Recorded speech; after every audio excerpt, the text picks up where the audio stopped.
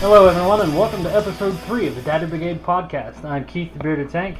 And I am Zach the Tactical Gnome. And today we're going to go over a little bit of bug in versus bug out. What to have, what to do, you name it. So, bugging in versus bugging out comes down, you need to know when to bug in and when to bug out.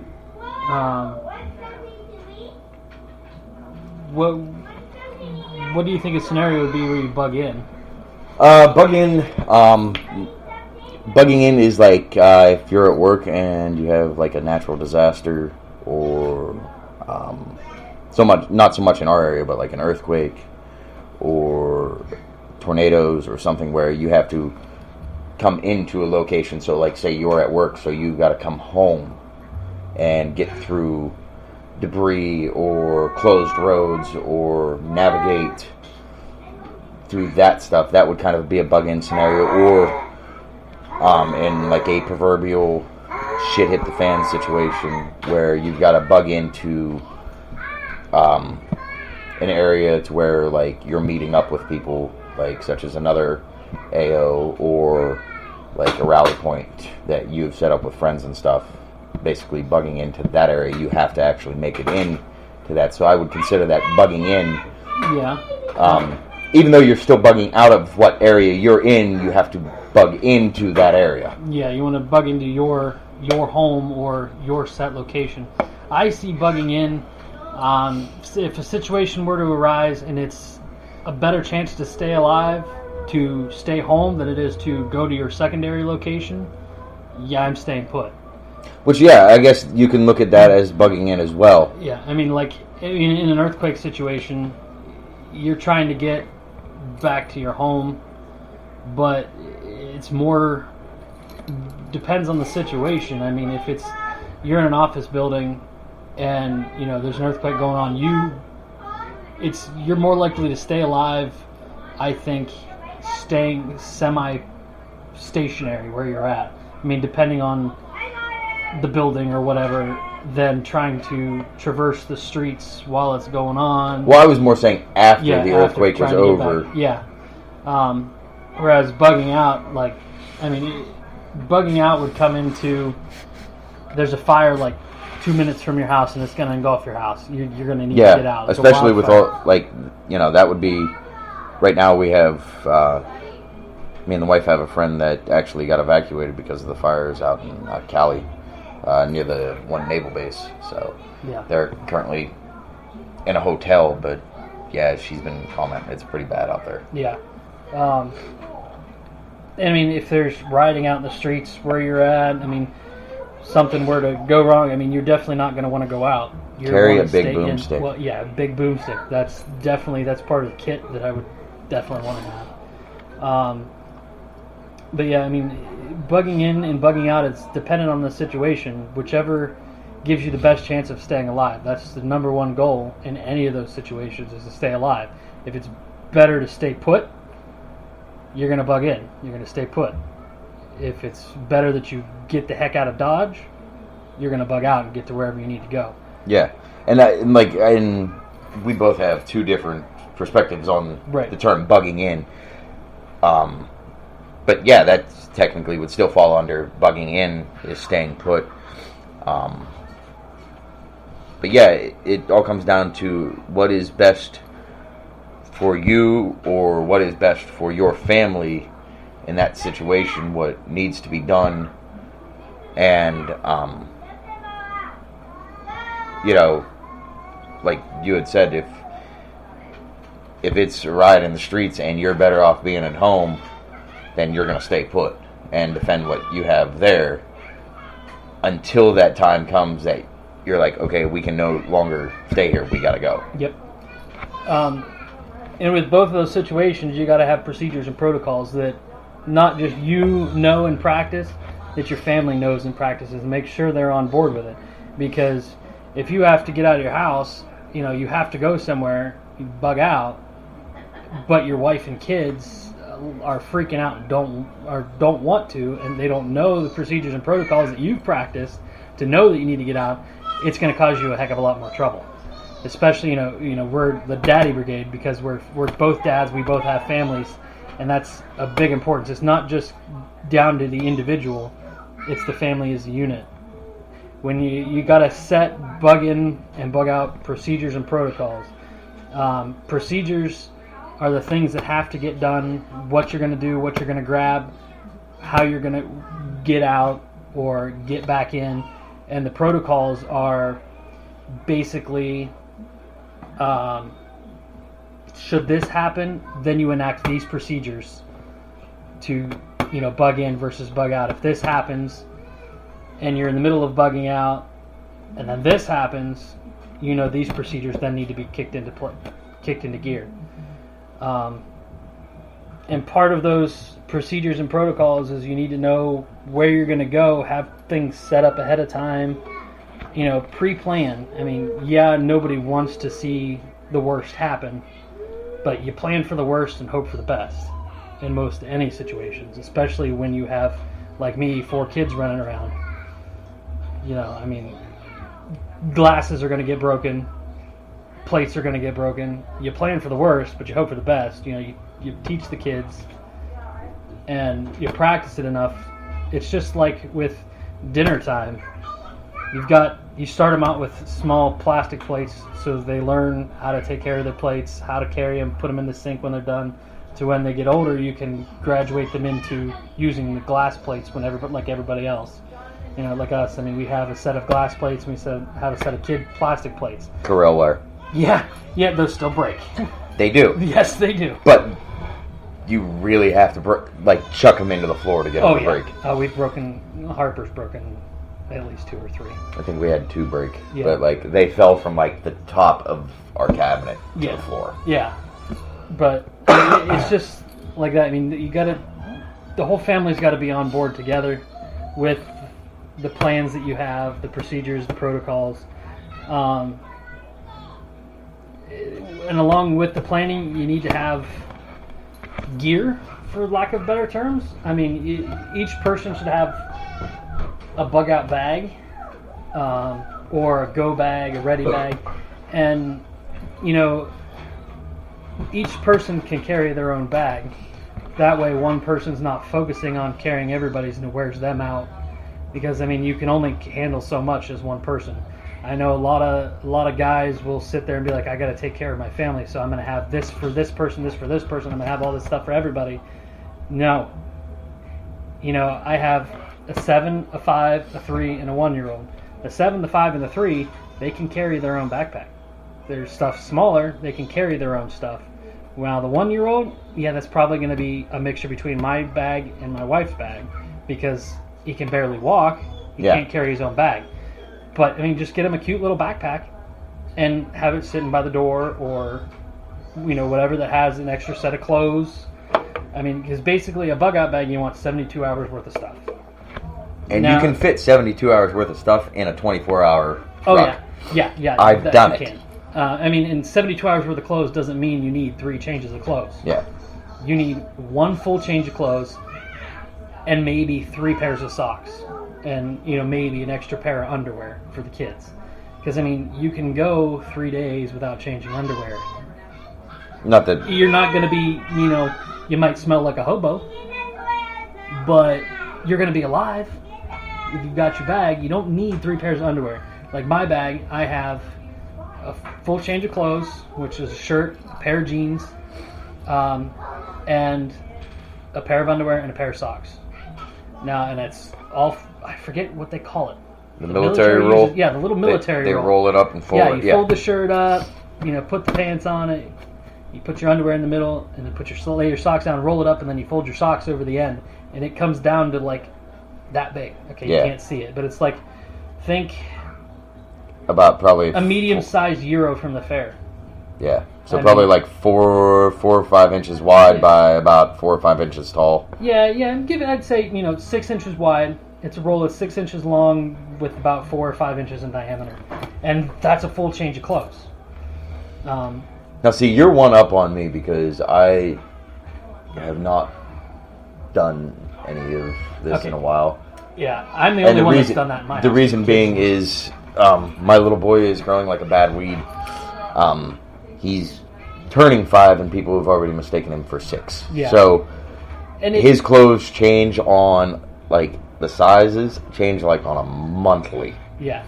And I mean, with the kids' clothes like that, I mean, if they've got some clothes that they're getting ready to grow into that might be a little bit big, but they're not ready for yet, so instead of leaving them in a box in the closet for when they're ready for them, just take one set of clothes out, put it in the bag. Yeah. That way you know it's going to fit, and then once they grow into that size, you can move up to the next set. I mean, and they don't have to be designer clothes or whatever. Yeah. Just something that they don't wear a whole lot, but they can still wear and they're still good. Yeah. Put them in there because it's going to be there and you'll have it there, but it's not something they normally wear, so they're not looking for it, scrounging through it, pulling it out of the bag and putting it on because they want to wear that today. Yeah. And now you got to keep in mind, too, the time of year, the climate you're in. So if you're in, like, where my friends are at out in California or Arizona, your bug-in or bug-out bag is going to have different clothing compared to us in Ohio right now. The second week freezing as balls. the second week of November, and knock on wood, we've been lucky. Normally we have snow occasionally earlier, but we didn't. Last year we had snow in August. Yeah. No, not August. September. Okay, it was September. My father-in-law started building his fire in August. The very end of September. Yep. But we have, we didn't have a fall this year. We went from 80-degree days to literally we're in, absolute freezing weather. Yeah. I mean, it's best to go through your bag once a quarter. That way, kind of the change of season. The change of season. So once a quarter, you go through it. That way, if any of the food that you have in there, because you want to have 72 hours worth of food. Now, I probably don't have quite 72 hours, but I have enough to get me through 72 hours. I might be a little hungry at the end. I think I've got like 6 cans of Vienna sausages and some crackers and stuff in there. It's enough. And now there's a lot of companies out there that have those, like the food storage systems, and I forget all like the names. Yeah, I mean, there's like Mountain House that has a meal. I mean, some of those. Yeah. There's like one I know for a while. Like there was a company out there that had like 72 hours, and they looked like they were in like a 5-gallon bucket. Yeah, that's 72 hours, and that's like the average family of 4. Yeah. A lot of those, they think of that. But I mean, when it comes down to me, when I look at that, what food I'm carrying in there, is it stable? Like quote unquote shelf stable? Is it going to last me a while? And how easy is it to eat and prepare? MREs. Yeah, and am I going to like it? Learn to eat MREs. I like MREs. Don't get me wrong. I really do like MREs. There's don't ever chew the gum. But see, I didn't mind the gum. It's laxative gum. Oh. Yeah. We when I was in Civil Air Patrol. That could explain why my stomach was upset afterwards. Yeah. Well, they pack so much protein and stuff in there. The MREs are made for one meal a day. Period. Yeah. To sustain. I love the little hot sauce bottles. That goes with the laxative gum to help clean you out when you're ready, because it's so much protein, it stops you up all day, and then when you got to go, you pop the gum and go. But when I was in Civil Air Patrol when I was like 14, we had encampment, which was like a 2-week version of basic training, sort of, obviously, but we were kids. We had one day where we went out and had to eat MREs in the field and stuff, and one kid was like, "Hey, you gonna chew your gum?" Now this kid was like just barely old enough to join, which was like, I think 10, and he didn't know any better. And he's like, "Hey, can you have your gum?" I mean, dude, he chewed like 7 packs of gum. Oh my! He literally crapped his pants in the field and had to deal with it for the rest of the day. Oh. And of course, us being teenagers and jerks, thought it was funny. But I mean, looking back, I should have told him, like, dude, don't chew all those gum. But I was a teenager. I was kind of a jerk. Most of us were. We all thought it was funny. But I mean, it's our job to pass along information. Now, being a dad, it's definitely come to light, and I've come to the light to pass on the knowledge instead of just be like, haha, you're an idiot, and let you make your mistakes. I mean, you're going to make mistakes, but it's our job to help out. And you can order MREs or get MREs or, whatever. Unless you're like our other co-host, who is not on this episode either. His wedding is tomorrow, so he is fully getting prepared for that. So good luck to him. I will be attending the wedding tomorrow to make fun of him and probably drink this lovely jar of apple pie moonshine that's sitting in front of me. It looks yummy. It does. It's good. It's very good. But it'll be a fun time. But his father-in-law has, what did he say? He had 36 cases along the one side, and the cases have 12 meals each. Yeah. And that was just the one side of his basement. I didn't believe him, so he sent me a picture of his father-in-law's basement last night. And I won't go into detail of everything else that's in the basement, but my God.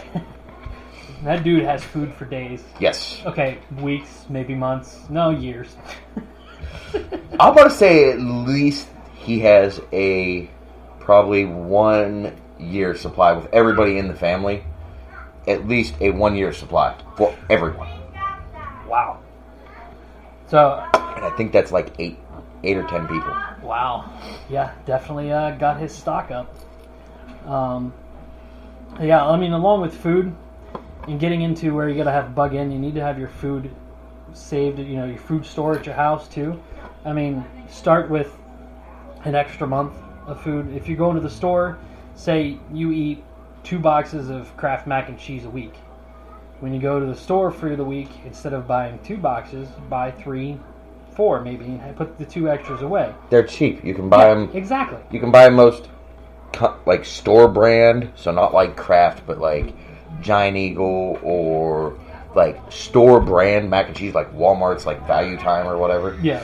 For like Sam's Choice or Value like Time or something. 89 cents, 59 cents.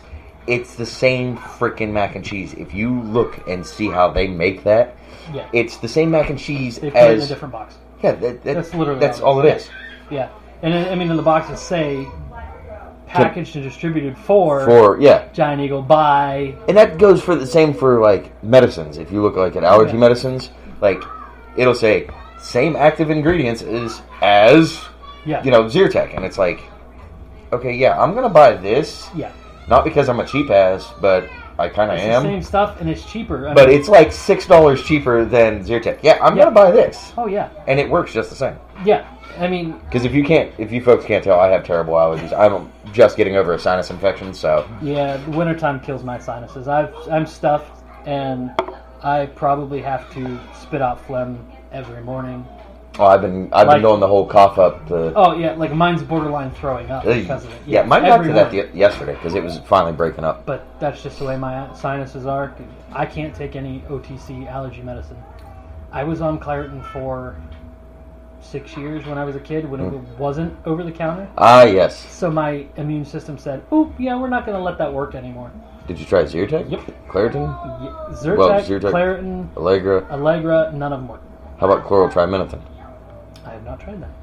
But just look for chloral tabs, it's called. Okay, yeah, I'll have to look into that. But, yeah, and I mean... And all of this stuff that, like, we're talking, like, allergy medicines, if you got bad allergies, you can go to the store and buy, as long as it's not the pseudoephedrine version with the decongestant, you can buy... Don't buy a large mass quantity of amphetamines. Yeah, you could probably buy like 6 or 7 boxes of it, and nobody's going to say anything. Once you get into the D, like the pseudoephedrine stuff, if they see you, like, if you come back every, like 15 days is the max that you can get. Right. So if you're coming back every 15 days, they may question you, like, see where I don't take the decongestant, where, like, my wife does. So I have to go, and I will get hers. And they've got to the point where they know me. Yeah. And most of the time I show up in my uniform for work, so they're like, right. They know I'm not a meth head. But, back before it was regulated, people were basically buying, 6, 7, 8 boxes of it and cooking meth with it. Yeah. But watch Breaking Bad. Yeah. That says enough there. Yeah. But yeah, I mean, you need to keep your stores of medicines food, but don't store stuff that you're not going to like to eat, because morale is a big thing in any of those scenarios. If you don't like the food you're eating, your morale is going to be low and life's going to suck. Unless your morale is already low, then... Yeah, but store what you use and use what you store. I mean, so keep your stock rotated, but at the same time, don't store stuff that you're not going to want to eat. Now, we like rice a lot. Yeah, see, I can do rice. Beans, to some extent. Now, I am going to... for your home stores, for your dry goods, what I do, like with flour, I start with the staples: flour, sugar, beans, rice, that stuff. I mean, they have an indefinite shelf life. As long as they are dry. As long as they are dry, right. And actually, I had somewhere, that's why I was looking around, because we're actually recording this episode in my kitchen right now. Yeah. As you see, we have like the sugar, the flour, yep, all that. Now, those are sealable. Right. They have the rubber sealed. They don't get moisture. But I had screw-on sealable lid ones, and I don't know where they went. And they were probably about a gallon. Like if you were to put a liquid in it, about a gallon, right, or more that you could put in there. Yeah, that's what I do. Is we buy the bulk bags of flour, sugar, and such, and right now I only have one, but you can get them for they're like $15 to $20 a piece. But for your food stores, for people that to feed your family, they're Gamma Seal buckets where the lids screw on with the rubber O-ring and they seal. I have one of those, and I take the flour and all that stuff, and I vacuum seal it in the smaller sizes, and then put them in the bucket. And then, you can put a bay leaf. Oh, yeah. Speaking of vacuum sealer, let me show you this. I just got this a while back. But check this little thing out. It's a USB-powered vacuum sealer. Huh. Seals any...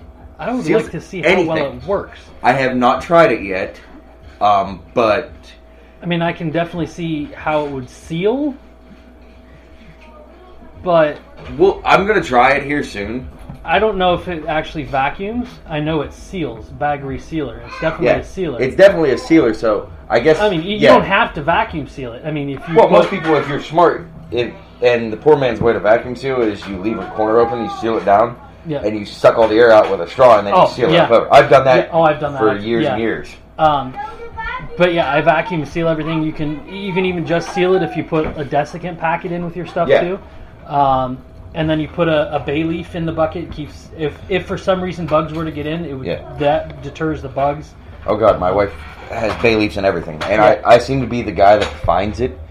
Like it will be a full pot of chili, or it will be a full pot of soup, or it will be whole leaf. And I will get. She'll put one bay leaf in that, and I will be the guy to find it every time. Yeah. And it's annoying if you've ever tried to bite into a bay leaf and not realized it. They taste terrible. They're very bitter, and you instantly know you found the bay leaf when you do it. Yeah. And a way you can keep salt dry, mix a little bit of your rice in with your bag of salt.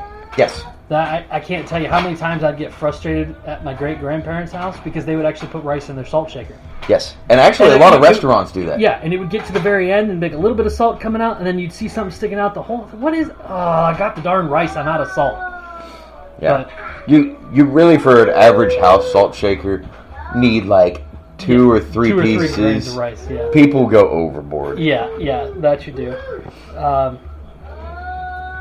And some more gear that would go with bugging in, a blackout kit. Bugging in could be simply you got to stay put because the power's out, and you can't be opening the doors because you don't have heat. So you need a blackout kit that's got at least one flashlight for every person. Extra set, 1 or 2 extra sets of batteries for each flashlight. Yep. And I just kind of threw it down on the table and throw it on the counter. Almost break the candle and our wireless mic and everything. Yeah. It is a X-Dragon. It's a 20,000 milliamp. Milliamp hour. Wow. Milliamp hour battery. You can get 6 cell phone charges off of Yep. this thing. And now it's pretty big. Yeah. I mean, it's the size. It's got some weight. Think of. Well, let's see. Your I would say phone's two what, da- an S8. Yeah. So you put maybe 2.5 S8s thick, but it's about the same dimensions as your Yeah. S8. And it's heavy. It's got some weight to it. Oh well, it's probably got 2 or 3 LiPo batteries in it. I think 3, because I mean, it might be one extra Solid. thick, solid But- LiPo, but I have drained this thing down to absolutely nothing 3 or 4 times, just having it outside. yep, I've owned this thing for a year and I've charged it 5 times. nice. Yeah, we have And at least 3 of the smaller ones. Yeah, this thing, I paid $60 on Oh, it's Amazon, not bad. and it's well worth the money. Yeah, like I said, Stevie and I each have 3 of the smaller ones. I Yeah. keep, one that I can keep in my pocket, one that I put in my backpack if I'm going somewhere, so I have redundancy. The reason I got away from the small ones is because I got a bunch of cheap ones, and they would burn out like after 2 or 3 times, and I'm like, okay, you know what? I'm gonna just spend the money and get a good one. Yeah, I mean, I need to get one decent size one, but This would be the one that I would put that in Yeah, your because Blackout see, kit. you have 2 USBs on the front, and then you have 2 micro USBs to charge it on the side. So you can essentially do 2 2-amp chargers. And No, you can only charge it once, but the other one, if I'd have to find the brochure on it, you can actually supposedly charge, if you have like a mini USB to a mini USB, there's a way to charge through that one too. I don't know all the details, and it has a little built-in LED flashlight too. Nice. Yeah, that's one thing none of ours do. But Yeah. we honestly we use the main ones that I keep in my pocket or whatever. I mean, which isn't a And now, mind daily you, thing. I charged that last month. Oh, Jesus, it's a 99%. Yeah. Yeah. We use it a lot for Pokemon Go. Damn that game. Yeah, we play Pokemon Go quite a bit. We're actually going out tomorrow night for the community day for this month. Just they stop. have monthly Just- days. I know. just stop. I'm nerding out a little bit. But yeah, you need batteries. Now I keep a rotation of their Amazon N-Loop batteries and the chargers. I've got AA's and AAA's. Just keep them rotated once a month. Check your batteries. Rotate them, charge them. That way you're never without your flashlights. Yeah. And such. Gloves, that's another thing. Get good work gloves, good leather gloves, good, I don't want to call them tack gloves, but like mechanics gloves or Oakley's. I have nothing against Oakley, but everybody I know that's owned a pair of Oakley gloves has hated them. Yeah. One of my friends just got a pair issued to him for his new job, and I was talking to him today, and I said, give it a month, and those things are going to be trashed. Yeah. I use Mechanics Impact. Yeah, I use Mechanics Impact, or knock on wood, I'm going to secretly do it, and the wife can yell at me later. I'm buying those Victos, the Warfighter gloves. Yeah. Only because I want a pair of gloves that have Velcro on it, so I can make up stupid little knuckle tattoos. Yeah. Because you can do that. Yeah, I mean, and the gloves would definitely come in handy. One, not just for keeping your hands warm, but if you've got a fireplace, you're going to have to, for heat, to go out and get wood. I mean, you're not... Unless you want to be, Paul Bunyan and have man hands, which isn't a bad thing. Like, I've got calluses, you've got calluses. I've got lots of calluses just from work. Yeah, I have a 10-pound maul? 12-pound? I forget what I've got pound. an 8-pound maul. And I've been splitting wood all summer. Like, everything that we burnt this summer for parties, on some of the bigger logs that I've had laying around for a year after letting them dry out, I've managed to split all of that back. Oh, yeah. I've got an 8-pound maul. And people think I'm crazy because... A regular axe. Yeah, they're like, really? Like, you're splitting wood? Like, don't you have a log splitter? No, I'd rather do it by it's hand. more fun to do it. It's more fun, and it's a little bit of a workout. Yeah, I mean, if you're not heating with it nonstop... Yeah. It's more fun to do it by hand. It gives you your workout, your cardio for the day. Especially if you're doing it on 85-degree days like I did. Yeah. You will sweat your ass off. Now, my dad heats with wood in his house. He doesn't have a log splitter. Your dad needs a log splitter. We I'm sorry, your dad. Well, if you're heating with wood year round, yeah, I would buy a log splitter. Obviously during the summer he doesn't need it. So during the summer he'll go out on the weekend bringing a load or two. That's wood, kind of like and my that's it father-in-law does. throughout the year. I mean, he's Yeah. cutting wood constantly, but now like I would go to my dad's growing up every other weekend, and Saturday was always firewood day. You go out, you drop a tree or two, fill the truck up with wood, bring it in, stack it down in the basement. That was when that was done for the day. I mean, But you didn't. Now, did you guys just bring it in chunks? You didn't split it, or did you guys split it? we would split it down a little bit out in the field, and then load it in the truck. But then when once we got you to got the back, house, you'd if split it it. was something was too big for the wood burner, we would split it then before we stacked it in the house. See, I would like noticing all of this, and after burning, probably 2-inch diameter limbs and stuff that we've cut up and parts of the tree, I'd rather like that. Anything bigger than that, I'm gonna start splitting now because we've had trouble with the fire staying lit for parties and stuff. As you were here for that one, and the split stuff, man. Like if you do it right, it catches, it burns. Well, it's because it dries out better. Yeah. When you don't That, split and I it, also have a truck tarp, like for a semi truck for like I have that setting over it for this winter, so we're not going to be dealing with it. Yeah, but if you don't split it, the moisture can only come out the ends where it was cut. When you split it, that gives you more surface area for the moisture to come out. That's why you split it, stack it, and then let it season because it dries out better that way. Coming from a country boy, doing it every other weekend. I mean, well, see, and you did things differently. I mean, we're both country boys. You did things differently. I didn't have a wood burner because as a kid, my allergies were so bad. Oh yeah. I just couldn't have one. Now, my mom and stepdad just put a new wood burner in 3 or 4 years ago, and I like the smell. I like the smoky smell. My mom hates it. I like it. Oh yeah. I actually want to get one of the nice outside ones, but we just put a new heater in the house. Yeah. So I'm like... And you got to look into around here. My father-in-law got grandfathered in, but I think it's Mahoning County. It might just be Canfield Township. It's only Canfield Township. It has to be 100 foot from a property line. Yeah. That's why I can't put one in on my property now because I my can property put one is only because 71 feet wide. Technically, this property that we have is considered a farm. Yeah, and it's unincorporated out here, too. So, Bourbon Center's unincorporated. I mean, I do have neighbors within 100 yards. I think it's 100 yards to their house and I think it's just shy of 100 to the other neighbors. Yeah. So, both the neighbors are cool, and I could easily put one because if I put it out by the barn and piped everything over, all the smoke's going to go beyond their house unless it blows straight at the house, and then it's blown into our house too. Yeah. Yeah, and with those outdoor ones, it's water. Yeah, you heat the water and it pumps. But I literally just put a new heater in the house, so I think the only thing that I'll be lucky enough to get is maybe a small fireplace. Yeah.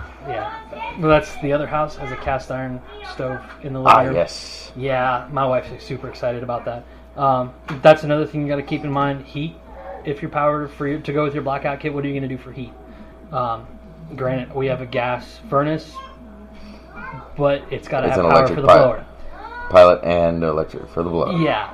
So, and because you have an electric igniter, obviously, like mine does. Yeah. And our specific model has a 7,200 watt spin up. Oh boy. Yeah. So I have to get at least a 7,500 to 1,000 watt or 10,000 watt generator. Granted, where we're at, the power almost never goes out because the fire station's on our road. If it does go out, it's out for like 20 minutes tops. Yeah. But... And if you are looking at something like that, my dad, he has a 75 kilowatt hour. Like, he has a big boy Generac. Yeah, a whole house generator kind of deal. Yeah, he has a Generac, and it covers all of the house and the back garage, I believe. Oh, yeah. I was looking into that, but I mean, it's where we're at right now. It's one of those things. And that's big money. You're looking at probably about $4,000 for that. So what? Yeah, I mean. But if you live in an area like out in the Midwest with all the tornadoes, or up here where I live, where even though I'm literally 3 houses down from the fire station, I found out the hard way. Before power goes out, it's out up here. It takes them a while to get it back on. And so I told her, my wife, I said, when we get a chance and everything's said and done, because I'm currently finishing renting this property for my family to buy it. Once everything's said and done with that, I am putting probably the same size Generac in for here, so that way I don't have to worry about it. Yeah. Because we're getting a bigger freezer, we're going to have a lot more meat in the freezer and stuff as well. So yeah. I mean, that's you got to think about the power now, and you don't have to go out and spend a crap ton of money on a generator if it's not within your means. I mean, if it is, cool. Get a generator, and you don't have to get just. They actually make kits for ones. Instead of being a gasoline one, you can convert it to run on propane. So you've got extra propane for your grill. Hey, power goes out, take the tank over to your generator, hook it up. But you always got to think about heat because, I mean, like my house, even in the wintertime, it stays really cold. And I mean, and the furnace will run almost constantly because it's a block house. yes, And so it's really cold. So what you can do if you don't have the money to go out and buy the generator that you need to run your furnace or anything like that, little kerosene heaters. You're going to have to crack a window, but it's going to keep you warm. And isolate it to the rooms that you're most likely to use. So even if you have to camp out in the living room, put the heater in the living room. Everybody have a camp out in the living room with your blankets. I mean, we have an abundance of blankets. We have two queen-size comforters that stay on our couch. Plus, do you not see all the stuff on the couch there? And I think we have probably... I guarantee I have 3 beds worth of blankets. Oh, yeah. Just for his bed, my little boy's bed, plus another probably 3 or not more for ours. Yeah. But yet my wife doesn't want to share blankets because I toss and turn all night, and so does she. So we both have our own separate blankets. We've been married. It'll be 9 years in January. We have not once, on a regular basis, shared a blanket. Yeah. Because I am a furnace when I sleep. She gets too hot. Oh, she's one of those people that has to sleep with a fan on.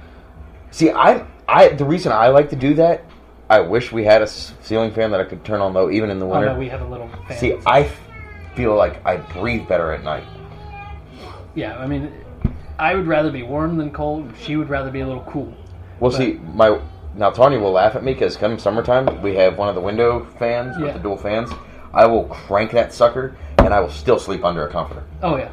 Because I'm not sweating, but I'm not cold. Yeah, I'm just perfect, and I sleep great. Have you seen the thing? Unless it's 90 flipping degrees, and then this house, because it's 150, almost 200 years old, it's like almost, I think the highest it got this year was like 105. Yeah.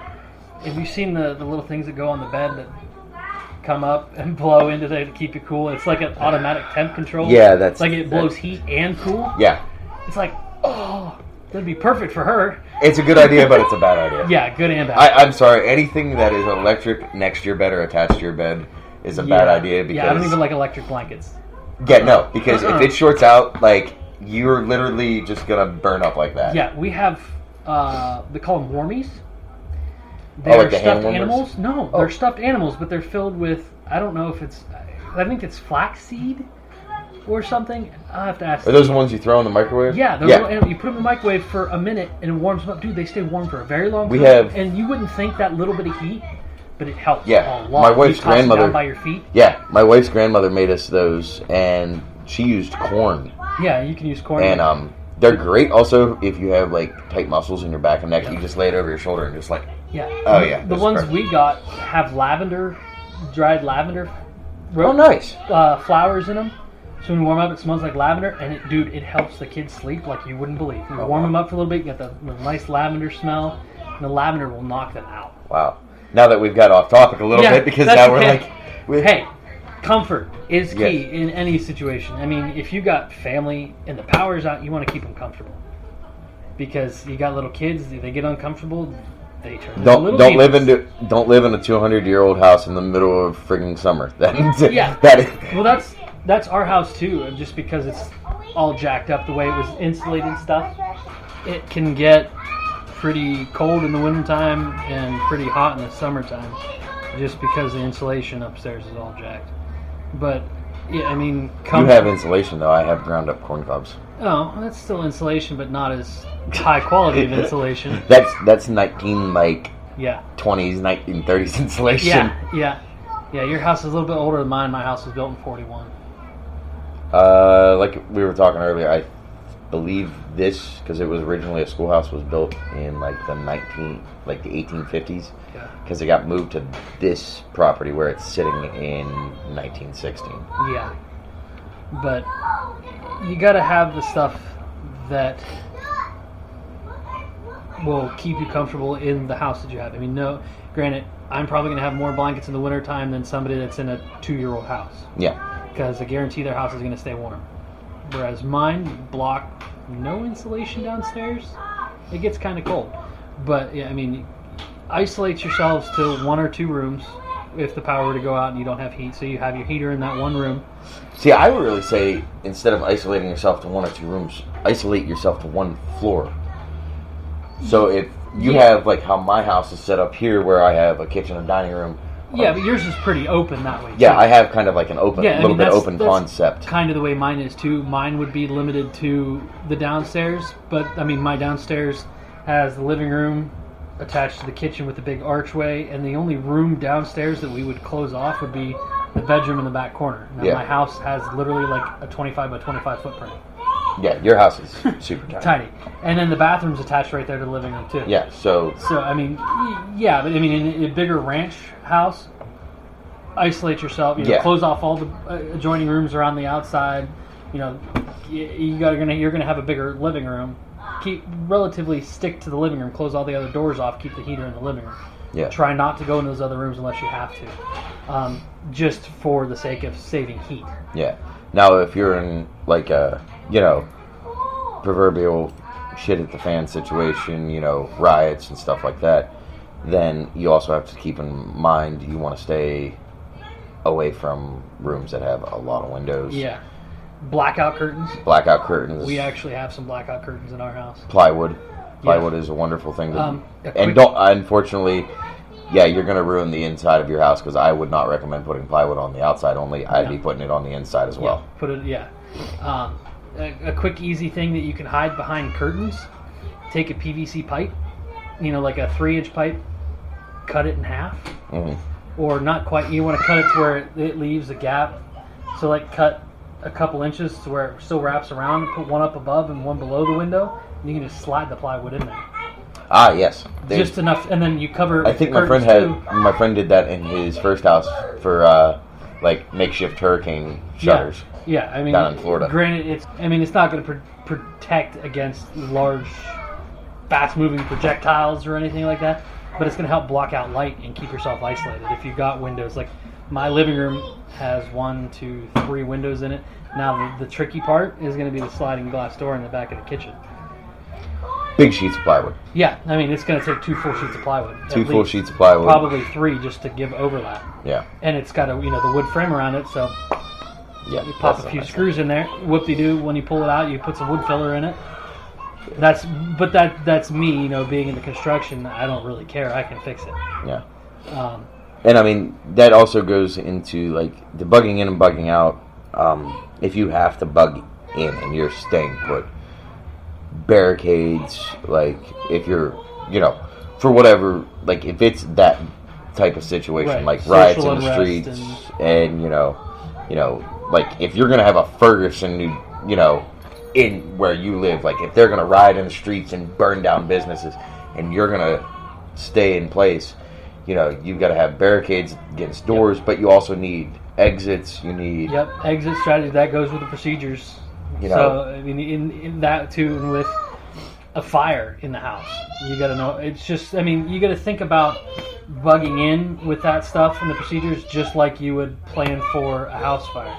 Like we have a 2-story house, the kids' room, which has the only main drop down to the floor, whereas ours goes out on the bathroom, out on the garage, and down. Which it's like 6.5. I think it's 6.5 foot drop. Yeah. From where my freezer is outside underneath the overhang in between the house and the garage, I can climb out my bedroom window, go down right there, and just drop. No problem. Whereas the kids' room, we have one of those Kidda 2-story ladders. That's what I'm going to get for up here for his room, because both my son's room and our room is on the top of the house. Yeah.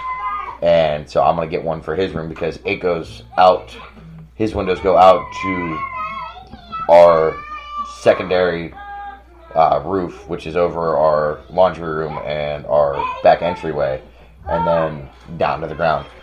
Which dropping down to the ground is not a big deal, and we also have my wife's car. If situation ever, she has a Kia Soul, so from the roof, the drop off to the roof to her roof is only like 3 feet. Yeah. So like I'm gonna dent the roof if I have to get out of the house. Yeah. That's why you have insurance. Yeah. But yeah, I mean it's. Oops, there's knocked your hoodie off. Oh, that's hers. Oh, it's her hoodie.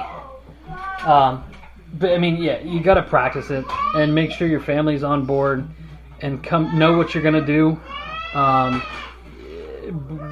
So we've covered a lot of the bug in stuff. Now bugging out, we've talked a little bit about the bug out bag. Like I said, mine's got 72 hours worth of stuff. Good gloves, flashlights, lights, food, battery supplies, batteries. Yeah, number one thing that we haven't talked about yet that you definitely want to be able to have with you: water. Water, yes. You definitely got to have water. Now, carrying water, if you figure on, I think they say 3 gallons a day per person is what the average person uses. That's a little on the light side. I'd probably say 5 or 6 gallons per person per day, just between washing and everything. Now, that's a lot of water to carry. I was going to say, I drink a lot of coffee. So. Yeah, me too. Coffee is life. That's a lot of water to carry. At 8 pounds per gallon, you're not going to want to lug around 15 gallons of water. One, it's really heavy. 2, how are you planning on carrying around 15 gallons of water? But it is a great workout. Well, yeah. But the way I have it, I have I think it's a 3-liter hydration bladder that I bought at Walmart. That I keep it's in my bug out bag that's actually made to hold. It's got a hydration bladder spot in it. And then I put a little $20 Sawyer water filter in line for the hose that comes out. Yeah. Now those are good for 100,000 gallons of filtering. Oh, really? Yeah. I never knew that with those filters. Yeah. The Sawyer one specifically. I don't know about Life Straws. I think they're somewhere close to. But I like the Sawyer because I literally just cut the hose and it goes in the middle. Yeah, see, now, like, in the wintertime, for me, one thing I do, more so in the winter than in the summer, which is odd because we have more storms in the winter, or in the summer with thunderstorms and everything. Yeah. But, I mean, if you got a chainsaw and a log chain, like, you pretty much can cut your way through anywhere to get to somewhere that has power or something if you need to. In the wintertime, it's a little bit harder if it snows. So in the wintertime, I normally, once the snow starts flying, so here in probably another 2 weeks, I'll buy 4 or 5 cases of water. Oh, yeah. And just throw them in the basement. Yeah, because that way, if it gets too bad where the power's out, the roads are impassable, it may be a couple days, 2 or 3 days before, if, we get a bad blizzard, that they get the trucks out to even attempt to do that. Yeah, that's I keep a case of water in my car. Now I do use it because you obviously don't want to let it sit too long.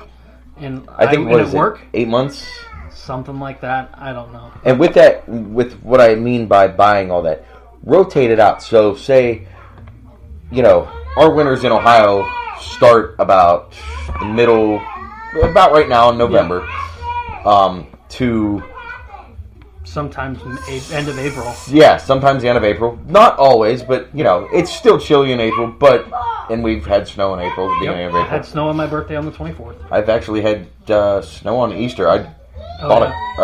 The first year I had my Mustang. Bought the Mustang, it was 65, 70 degrees the day I bought it. The next day it was snowing. I was like, what the hell is this? Yeah. But yeah, you with any of your stores, you want to rotate it. That way, what you have stored is fresh. And mark it. I mean, definitely. Get yourself a Sharpie, write on it the date that you put it in the basement. And I think you were talking about that with the gas cans, too, earlier. Yep. Buy the gas, and that's something we haven't got into is fuel.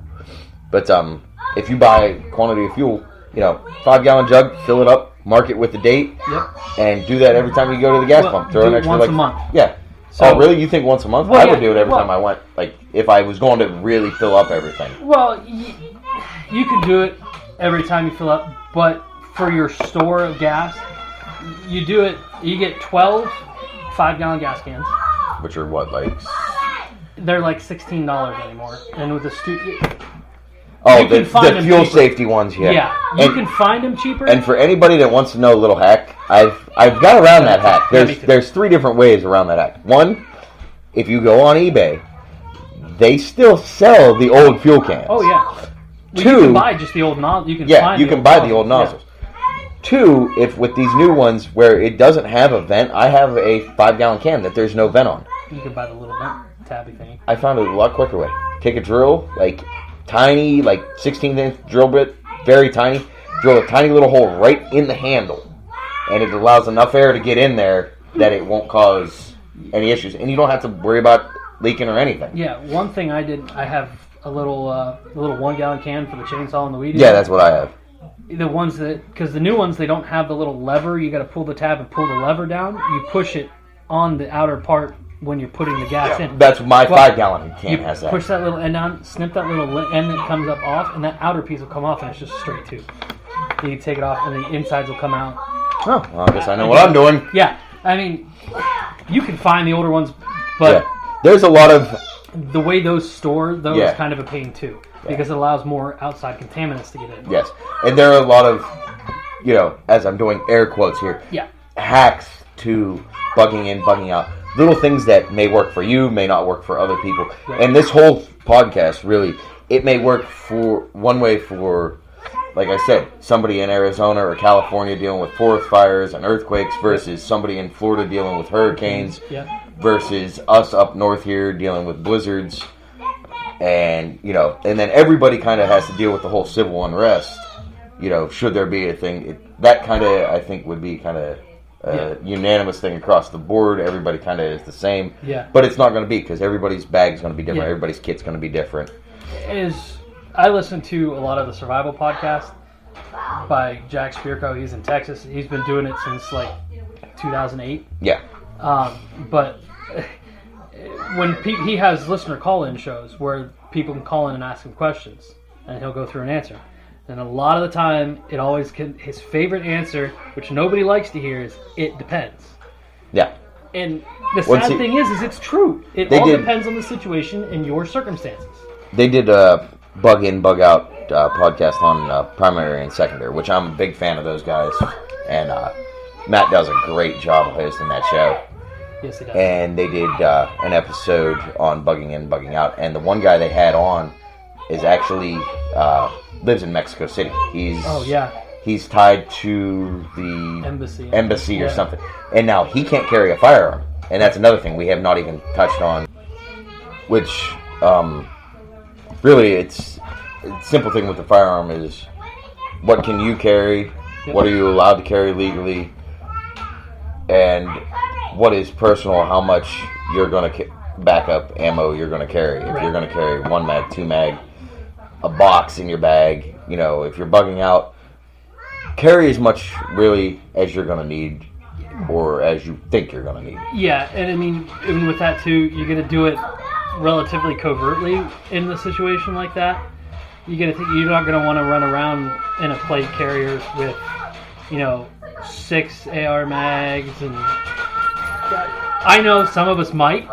But I want to run around with a belt-fed 249 with like an extra belt hanging off my plate carrier, but I can't buy a 249 as a civilian, right? Unless I want to dish out like $20,000, right? But I mean, just you gotta think about how much you're going to be carrying between any of your your basics like food, water, extra clothes, your 72-hour kit. But ammo stuff can get heavy, so you got to think about that. What's the situation you're in? What are you going to need? Like if you're at home, you're bugging in, you're going to have your ammo storage and everything there. When you're bugging out, are you going to have a reliable vehicle? Walking? Yeah. Are you taking a vehicle? I mean, if you have a pack mule, then load that sucker down. I mean, if you can fit a freaking blunderbuss cannon on that thing, then go for it. See, with my family, we have 2 cars. If it came down to it, we could load into both cars. But my car's little. It would be me and most of the gear, and then my wife and the kids and some of the gear. because she drives a minivan. But I mean, if it came down to it, we could all get into the minivan. But they're still limited on space. So I mean, you got to know what you can carry, how you're going to be transporting it. Because I mean, if you've got the car, you got the space, and you're bugging out, yeah, you can take more. But you also got to remember to take what's necessary and not what you want to take. Like, you're not going to pack up the flat screen TV and take it with you. You can't take my flat screen? No. I mean, if you got enough notice and you're evacuated for, if we lived in Did you Florida see for that hurricane- commercial for the, I forget which car company had the commercial, like an asteroid was going to hit and they like start loading up. Oh, and yeah. Like, there's so much room and they're like grabbing the flat screen Yeah. and golf clubs and everything. It's Yeah. What? And then when they finally get everything, I think we're good. And Yeah, I they think go we're to the good. car and everybody's gone and the asteroid's like there. Yeah. Because that Because people are is stupid. poor planning. Poor planning. But yeah, I mean, Now, see, I've heard different stories, or well, not stories, but different suggestions of like, well, what if there's an EMP? Like, you know, what if somebody launched something and caused an EMP across the whole United States?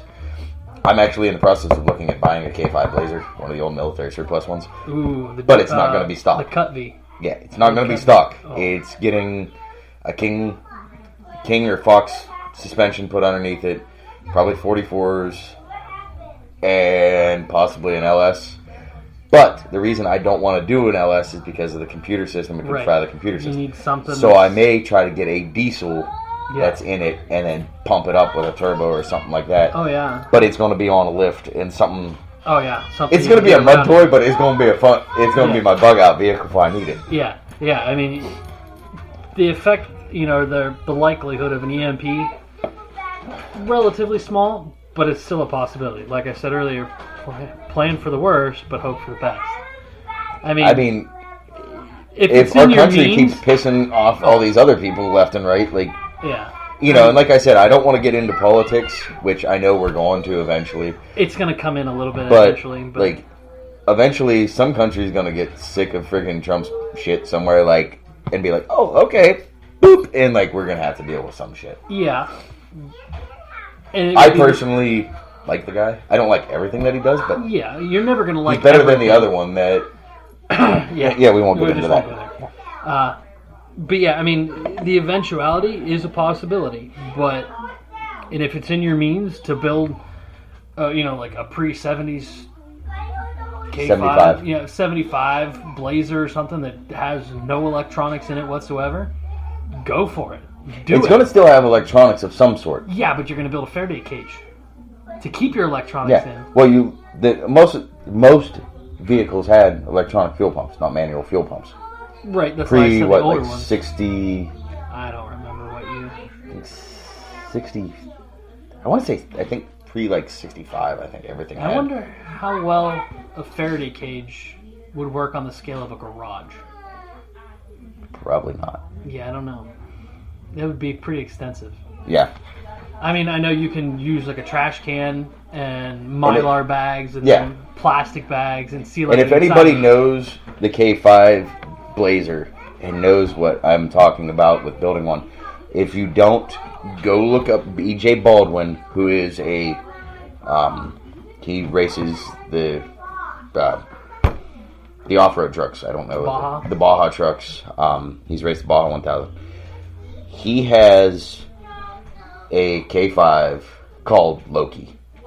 And that's kind of where all my idea came from, because I seen that thing. It's a pre-runner, and I don't know what motor's in it. All I know is it does 150 mile an hour through the Nevada desert. And, like, it just floats. And I was like, I need that. Yeah. But I mean, But not as fast. Yeah, that might be a little excessive. But I mean, I need the suspension and everything else done to it. I don't need to do the handling capabilities. You don't need the speed race. I don't need to go 150 mile an hour because he uses it as a pre-runner too. Right. Not that I don't like to go fast, but Yeah. So, I mean, you got your vehicles, and I mean, there's always stuff you want to keep in there. You've got your emergency kit, jumper cables. I have a spare small tire. first aid kit. I have Yeah, first And aid well, kit. and see, no, that's the other thing. Which, since we're talking about vehicle, that's the one thing now that's kind of gone by the wayside is spare tires. Yeah, a lot of car companies don't have spare tires. My And wife's- they charge you extra for Yeah, it. they charge you extra. My wife's Kia, her Soul has a thing of slime Yeah, and Honda does the same an air thing. compressor. Yeah, that's the same. Which thing that's Honda nice to does. know I have a spare air compressor because you can use that air compressor at any time. Yeah. So if your other vehicle has a flat tire, you can use it. Yeah, But that's the other thing I recommend getting. I have one. It's a cheap one. I shouldn't. yeah. I should have not bought it. $15 slime one. Well, no, I got one of the Black & Decker ones. I bought it one year.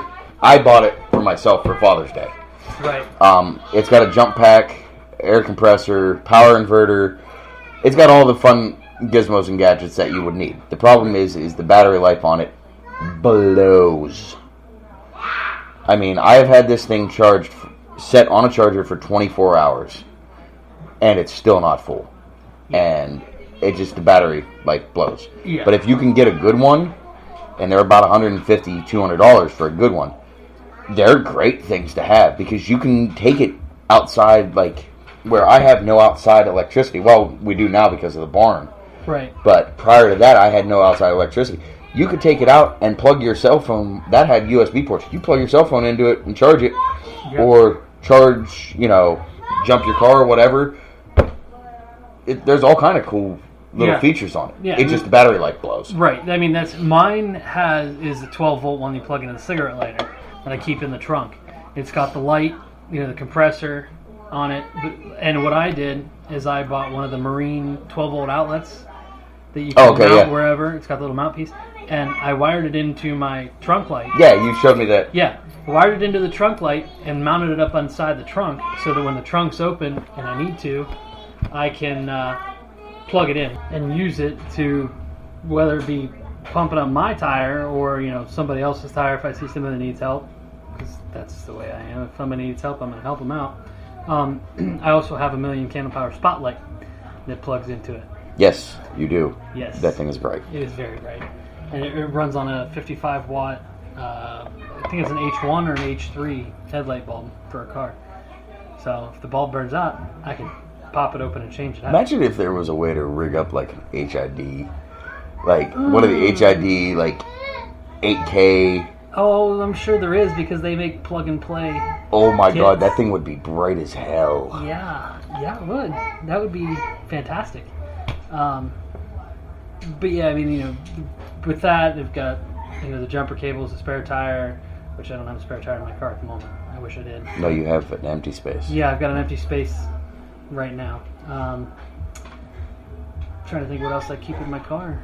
I mean, we'll get into that. I think we're going to have to split this up into 2 episodes. Yeah, we're definitely gonna have to because there's a lot. Like we're now at like a little over an hour, and we've only hit the bug in stuff mostly. We've hit a little bit of the bug out, but I think we're going to have to move bug out to another episode because we'll do that for the we've next got kids that are getting tired and little man here is getting pretty. we're pushing right now hour and almost 5 minutes. Yeah. And we're definitely going to have to do a second episode on the bug the bug out and a little bit more of the gear to go with it, because bugging out has quite a bit more gear to go with it than bugging in, where for like gear, not food stores and prepared stuff. I mean, there's rally points and routes to the rally points and stuff like that. Map reading, yeah, land that nav. goes with the. I don't know if you've ever heard of bug out binder. You have one in the house, one in Oh the yes, cars. okay, yeah. Yeah, there's a lot of that goes into it. Yeah, now I mean, you've got to have rally points. You've got to have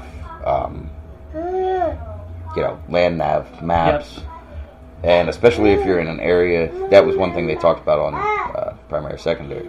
If you're in an area that you're not familiar with, go get a regular tourist map or get a couple maps that you can, not just on your phone. Because if your phone service is down, you're screwed. Yeah, definitely. I mean, granted, the electrical grid is going to go down long before the cellular grid is going to go down. But the cellular grid is powered by electric. Yeah, it is. But communications is going to stay up longer than the rest of your basic stuff. Unless it's a big giant thing Right. like, you know, Yeah. a terrorist attack or something, because they'll shut down the communication grid. Oh yeah.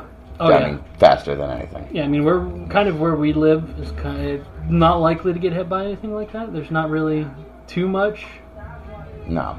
I mean, but it's still a But you have possibility. You have to also keep in mind where I drive every day. Yeah. I'm along the Ohio River. Yep. They're putting that new cracker plant in for Shell, and it may be further than that. It looks like only 5 or 6 miles down the river is the nuclear power plant. Oh yeah. Right on the river. Oh yeah. Yeah. Yeah. So, And then north of here in Cleveland is the other one. Yep. It's up by it's up in Oak Harbor. Yeah, but That's where. it's 60 miles north of here. Yeah.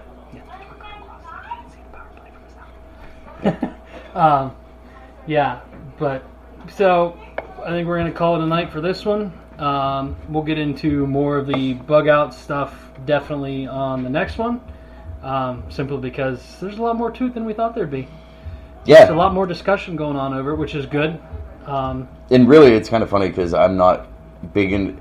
I do the bug out, bug in stuff, but like you have a lot more setup than I do, which I need to change all that. But I do it a listen little to at a a time. lot of stuff and have practice stuff.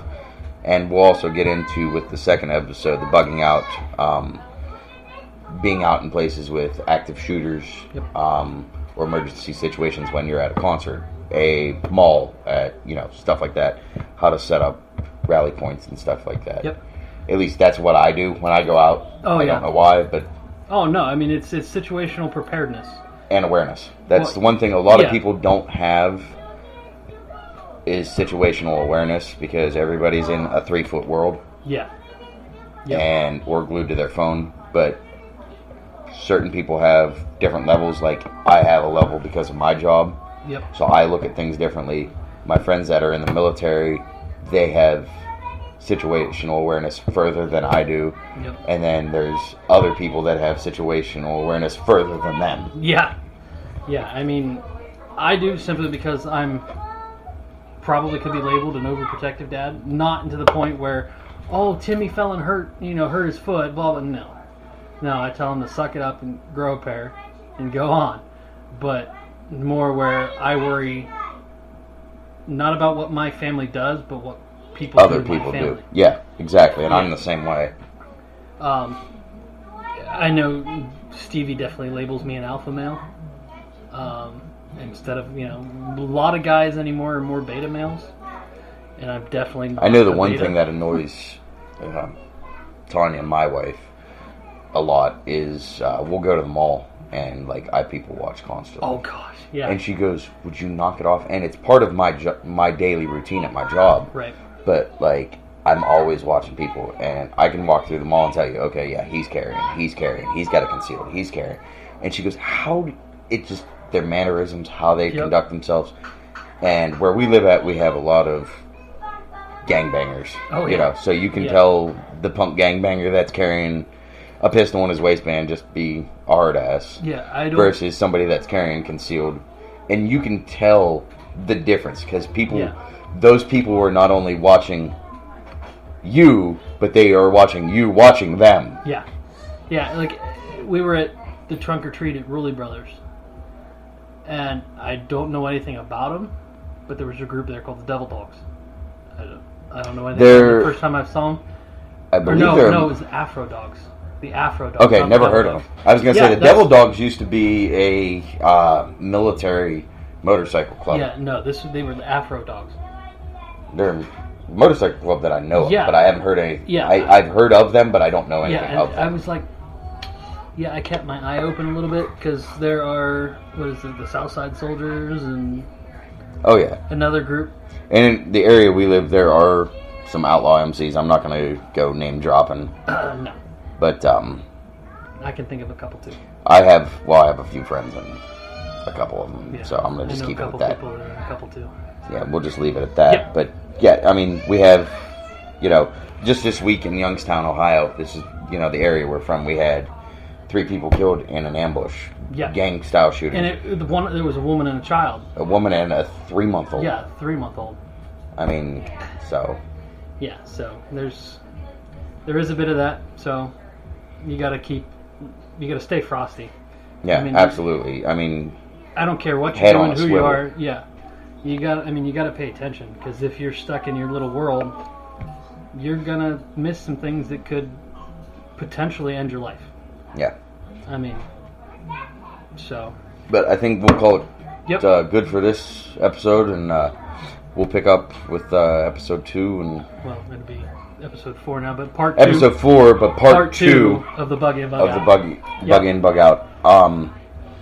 Also, we've got an episode, our ARAK episode, which is going to be a 2-parter. Probably going to be released in December, right around the holidays. That way we can kind of cover ourselves over the holidays and don't have to worry about recording, because I know my holidays are hectic. I know yours are hectic. Yeah. I know Zach's are going to be hectic, especially just getting married. Yeah. He'll be back, hopefully, not for the Bug In, Bug Out episode, but hopefully after that he'll be back. We have an episode, we're just going to have like an open mic night with my brother-in-law and a mutual friend of my brother-in-law and I. Basically, we're going to discuss punk music, hardcore music, being in bands, and my friend's clothing company, which is Outcast Mentality clothing brand. We have a couple other shows planned here in the future that are going to be kind of starting to fall into place. And if everything goes right, hoping, fingers crossed, toes crossed, and everything, we may actually get out to the NRA national meeting here in April to kind of go do some politicking and hobnobbing. And we'll be out shoulders with some of the bigger guys. Of the reps, and get our name out there a little more and do some talking to people and see what we can do with it. So for that episode, I'm Tactical Gnome. I'm the Bearded Tank. Out.